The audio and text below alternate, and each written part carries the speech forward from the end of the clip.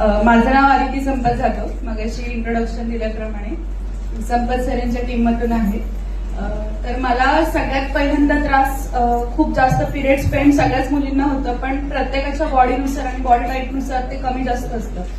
माझ्या घरामध्ये माझ्या ताईला जेनेटिक्समुळे आणि मला दोघींना पण खूप जास्त पोटात दुखायचं आणि ब्लिडिंगचं प्रमाण पण खूप जास्त होतं. त्याच्यामुळे वीकनेस येणं किंवा हातपाय गळून पडणं, चक्कर येणं, बीपी तर आमच्या घरामध्ये सगळ्यांनाच आहे. सो त्याच्यामुळे माझे ते 3-4 दिवस पूर्ण त्या एका आजाराने म्हणता येणार, पण त्या गोष्टींमुळे ते फेस्ट व्हायचे आणि मला म्हणजे दर महिन्यालाच दवाखान्यामध्ये ऍडमिट करावंच लागायचं. म्हणजे चक्कर येऊन कुठेही पडायचं. सो अमृत ज्यूस मला त्याच्यामुळे तर मी नाही घेतलं. किडनी स्टोन डिटेक्ट झाला होता मला अचानकच. त्रास व्हायला लागला पोटामध्ये. सोनोग्राफी केल्यानंतर कळालं की मला किडनी स्टोन आहे. मग किडनी स्टोन वरती पप्पांनी सांगितल्याप्रमाणे अमृत ज्यूस घ्यायला चालू केलं आणि एक 4थ्या किंवा 5व्या दिवशी जे मला म्हणजे उठूनही बसत नव्हते, इतकं पोटात दुखायचं, तर ते पूर्णपणे बंद झालं.